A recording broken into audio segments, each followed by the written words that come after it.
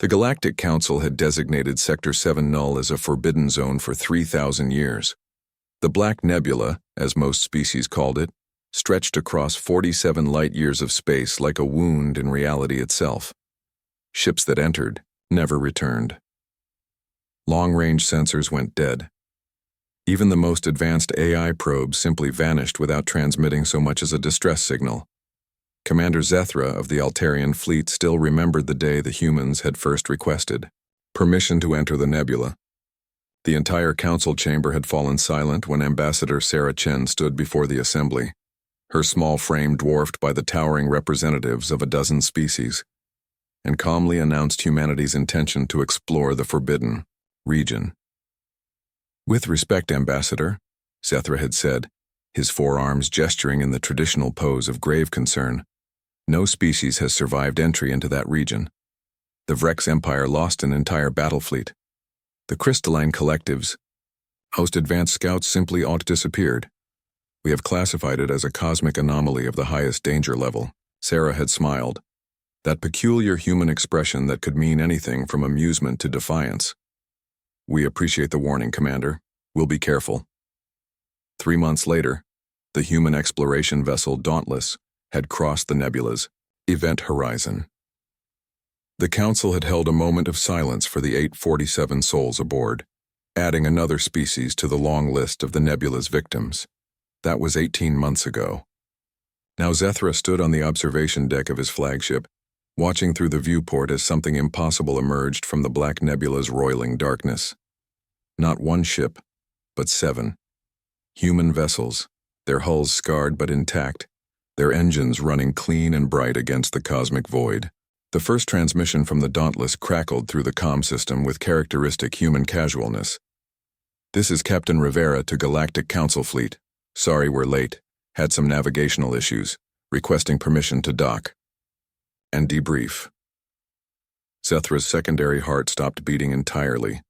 The debriefing session that followed would be remembered in galactic history as the day the impossible became routine. Captain Rivera, a weathered woman with prematurely gray hair and laugh lines around her eyes, sat across from a room full of the galaxy's most distinguished xenobiologists, physicists, and military strategists, casually sipping coffee from a battered metal cup. "The nebula's not actually a nebula," she began, as if discussing the weather. "It's a manufactured barrier, pretty sophisticated one too. Whoever built it really didn't want visitors." Dr. Clixith, the Zephyrian chief scientist, leaned forward, with his species' characteristic intensity. "Manufactured by whom? Our scans detected no artificial structures." "That's because you were looking for structures," Rivera interrupted gently. "The barrier is biological, living organisms probably, engineered specifically to create that electromagnetic interference. Fascinating stuff, really. We spent 6 months just cataloging the different species."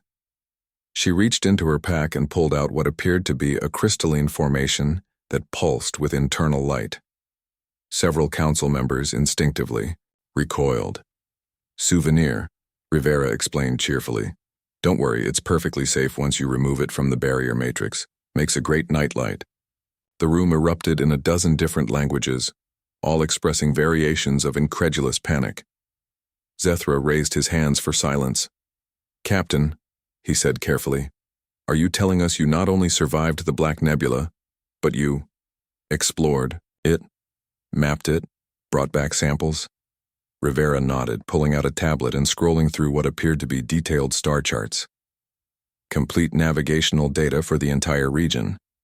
Turns out there's a whole cluster of systems in there. 18 inhabited worlds, actually. The locals are pretty friendly once you get past the barrier defense system." "Locals?" Dr. Clixith's voice reached a pitch that would have shattered glass on most worlds. "The Umbral Collective. They've been hiding in there for about 50,000 years, ever since something called the Great Purge drove them into isolation. Nice folks, bit paranoid about outsiders, but they make excellent tea." Rivera held up an ornate container. "Brought some back. Anyone want to try it?" The silence that followed was broken only by the soft humming of the station's life support systems. "How?" Zethra finally managed. How did you survive what has destroyed every expedition for 3 millennia? Rivera's expression grew thoughtful. Well, here's the thing about humans that I think you folks sometimes forget. We're not the strongest species or the smartest or the most technologically advanced, but we're really, really good at not giving up. She stood and walked to the viewport, gesturing toward the swirling darkness of the nebula. When our sensors went dead, we didn't retreat. We developed new navigation methods using stellar positioning and gravitational mapping. When the barrier, organisms started interfering with our systems, we didn't try to fight them. We studied them, learned to communicate with them. When we discovered the Umbral Collective's language was based on electromagnetic frequencies, our equipment couldn't produce. We taught them English. Rivera turned back to the stunned assembly. You see a forbidden zone, a death trap, a cosmic horror to be avoided at all costs. She smiled, that distinctly human smile again. We saw a puzzle that just needed the right approach. She reached into her pack one more time and pulled out a thick data pad, placing it on the conference table. Complete diplomatic protocols for contact with the Umbral Collective, detailed maps of safe passage routes through the barrier, and a preliminary trade agreement. They're particularly interested in our music, apparently. Who knew that death metal would be the key to first contact? Zethra stared at the data pad as if it might explode. Around the room, the galaxy's finest minds struggled to process what they were hearing. Oh, and one more thing, Rivera added almost as an afterthought. The Umbral Collective would like to formally apply for membership in the Galactic Council. I told them I'd pass along their application. She placed an elegantly crafted document beside the data pad, its surface shimmering with the same bioelectric patterns as the barrier organisms. They're looking forward to meeting everyone. Fair warning, though, they're about as curious about the outside galaxy as we were about them. Don't be surprised if they start showing up with their own exploration. Fleet's pretty soon. Captain Rivera gathered her belongings, nodded politely to the assembly, and headed for the door. She paused at the threshold and looked back. Next week, we're planning to check out that impossible gravity well in the Helix sector. You know, the one where space-time supposedly folds in on itself? Should be fun. Anyone want to come along? The door slid shut behind her, leaving the council chamber in absolute silence. Zethra slowly picked up the trade agreement, his hands trembling slightly. At the bottom of the document, in neat human handwriting, someone had added a note. P.S. The Umbral Collective makes amazing coffee, way better than the ship's recycler.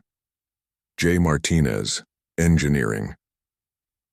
Somehow, that small detail was what finally convinced him that the impossible had become reality. Humans had entered the Black Nebula, made friends with its guardians, established trade relations with a hidden civilization, and emerged with souvenirs and homework for the Galactic Council. And they had the audacity to complain about the coffee. In the depths of space, the Black Nebula continued its eternal dance, no longer forbidden but simply another destination on humanity's ever-expanding map of the possible.